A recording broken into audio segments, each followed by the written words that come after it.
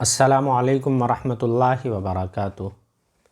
بسم اللہ الرحمن الرحیم۔ فصل وحکمہ ان یختلف آخرہ باختلاف العوامل اختلافا لفظیا نحو جاءنی زید ورأیت زیدا ومررت بزید، او تقدیریا نحو جاءنی موسیٰ ورأیت موسیٰ ومررت بموسیٰ۔ فصل، یہ دوسری فصل ہے۔ وحکمہ ای حکم المعرب، وحکم المعرب ان یختلف آخر المعرب باختلاف العوامل اختلافا لفظیا او تقدیریا، اور اس میں معرب کا حکم یہ ہے کہ اس کا آخر بدلتا ہے عوامل کے بدلنے کے ساتھ ساتھ یا عوامل کے بدلنے کی وجہ سے، اختلافا لفظیا، وہ اختلاف کبھی لفظی ہوتا ہے، جیسے جاءنی زید ورأیت زیدا ومررت بزید، او تقدیریا، اور کبھی وہ اختلاف تقدیری ہوتا ہے، جیسے جاءنی موسیٰ رأیت موسیٰ مررت بموسیٰ۔ ابھی اوپر مصنف علیہ الرحمہ نے اس میں معرب کی تعریف بیان کی تھی، اور اس تعریف میں یہ بتلایا تھا کہ اس میں معرب وہ ہوتا ہے جو دوسرے عامل کے ساتھ ترکیب دیا گیا ہو، دوسرے عامل کے ساتھ جڑ کر آیا ہو، اور وہ مبنی الاصل کے مشابہ بھی نہ ہو۔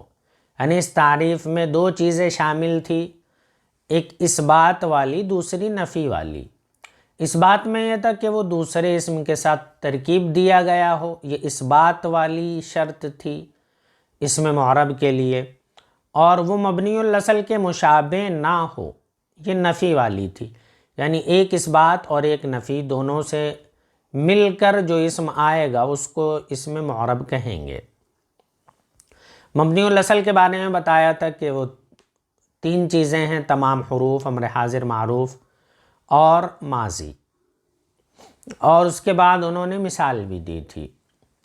اب اس کا حکم بیان کر رہے ہیں یہاں سے کہ اس میں معرب کا حکم یہ ہے کہ عوامل کے بدلنے کے ساتھ ساتھ اس کا آخر بھی بدلتا ہے، اور اس کی دو قسمیں بتائی ہیں مصنف علیہ الرحمہ نے کہ وہ اختلاف یا تو لفظی ہوگا، لفظی مطلب جو ظاہر میں دیکھنے میں آئے گا، سننے میں آئے گا، جیسے جاءنی زیدن، یہاں پر عامل دوسرا ہے، رأیت زیدن، یہاں پر رأیت عامل ہے، یہ الگ ہے، مررت بزیدن، یہاں پر با عامل ہے، وہ الگ ہے۔ تو جیسے جیسے عامل بدلے ویسے ویسے اس میں معرب کے آخر میں اختلاف ظاہر ہوا۔ معرب کون سا ہے اس میں؟ زید۔ ان تینوں مثالوں میں، یعنی جاءنی زید رأیت زیدا مررت بزید، ان تینوں مثالوں میں معرب زید ہے، اور زید کا آخر یعنی دال یہ بدل رہا ہے بے اختلاف العواملی، عوامل کے بدلنے کے ساتھ ساتھ، عوامل کے بدلنے کی وجہ سے، یعنی عامل بدلا تو اس میں معرب کا آخر بھی بدلا۔ اور انہوں نے یہ کہا ہے کہ اختلافا لفظیا، لفظی اختلاف ہو، یعنی جو چیز چینج ہو رہی ہے وہ دیکھنے میں آ رہی ہو۔ تو جاءنی زیدن، یہ جو دال ہے زید میں، اس کے اوپر ضمہ ہے۔ رأیت زیدن، اس میں دال، اس کی حرکت بدل رہی ہے۔ مررت بزیدن، اس میں زید، یہاں پر اعراب بدل رہا ہے۔ تو اختلاف لفظی کا مطلب ہے وہ اختلاف جو سامنے دیکھنے میں آئے، اور دوسری مثال دے رہے او تقدیریا، یا وہ اختلاف تقدیری ہوگا۔ تقدیری مطلب مان لیا جائے گا، دیکھنے میں نہیں آئے گا وہ۔ مثال دے رہے ہیں جاءنی موسیٰ رأیت موسیٰ مررت بموسیٰ۔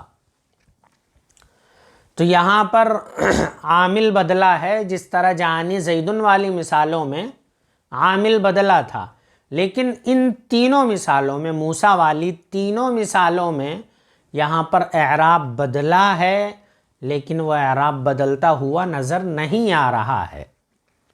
تو یہ اختلاف ہے یہاں پہ، اس لیے کہ یہ اس میں معرب ہے، اور جب اختلاف عامل ہوتا ہے تو معرب کا آخر بدلتا ہے، لیکن یہاں پر تو دیکھنے میں نہیں آ رہا ہے۔ تو یہ سوال ہو سکتا تھا، اس کا جواب مان لیجئے کہ اختلاف کبھی ظاہری ہوتا ہے جو دیکھنے میں آتا ہے، اور کبھی کبھی تقدیری ہوتا ہے جو دیکھنے میں نہیں آتا، بس مان لیا جاتا ہے۔ اور حاشیے والے نے ایک اور قسم بیان کی ہے جو تیسری قسم مان سکتے ہیں، وہ کیا ہے؟ وہ یہ ہے کہ اختلاف ہوگا معرب کے اخیر کا، اور بعض جگہ پہ وہ دیکھنے میں آئے گا اور بعض جگہ دیکھنے میں نہیں آئے گا۔ جیسے رأیت احمد مررت باحمد، یعنی غیر منصرف جس کا بیان آگے آ رہا ہے، وہاں پر رأیت احمد، یہاں پر حالت رفع میں ہے احمد، مررت باحمد یہاں پر حالت جری میں ہے۔ تو یہاں پر تو ظاہراً تو اس میں اعراب آ رہا ہے، ظاہراً احمد دال کے اوپر فتحہ ہے مررت باحمد والی مثال میں، تو یہاں پر باحمدی ہونا چاہیے تھا۔ تو یہاں پر یہ تقدیری بھی نہیں کہہ سکتے اس کو، ہے تو لفظی ہے، پھر جب لفظی ہے تو حالت جری میں کسرہ آنا چاہیے تھا اس کے اوپر، لیکن یہاں پر نہیں آ رہا ہے، تو اس کو اختلاف تقدیری نہیں کہیں گے، اس کو اختلاف حکمی کہیں گے، یعنی اس پر حکم لگا دیا گیا ہے کہ یہ حالت جری میں ہے۔ تو آپ بہرحال اس کو یاد نہ رکھیں، آپ صرف یہی دو یاد رکھیں کہ اختلاف یا تو لفظی ہوگا جو دیکھنے میں آئے گا، یا اختلاف تقدیری ہوگا۔ اختلاف لفظی کی مثال جاءنی زید، رأیت زیدا، مررت بزید۔ یہاں پر ان تینوں مثالوں میں عامل بدلا ہے، اور عامل کے بدلنے کے ساتھ ساتھ اس میں معرب کا آخر بھی بدلا ہے۔ یا وہ اختلاف تقدیری ہوگا، یعنی مان لیا جائے گا، دیکھنے میں نہیں آئے گا، جیسے جاءنی موسیٰ، رأیت موسیٰ، مررت بموسیٰ۔ اور اس کے بارے میں مصنف علیہ الرحمہ نے آگے بھی کچھ عبارات بیان کی ہیں آپ لوگوں کے سمجھنے کے لیے کہ اعراب کیا ہوتا ہے، اس کی تعریف کیا ہے، اعراب کس طرح ظاہر ہوتا ہے، عامل کیا ہوتا ہے، محل اعراب کیا ہوتا ہے۔ یہ ساری چیزیں انشاءاللہ اگلے سبق میں آپ لوگوں کو تفصیل کے ساتھ سمجھائی جائیں گی۔ اور اب تک ہم صرف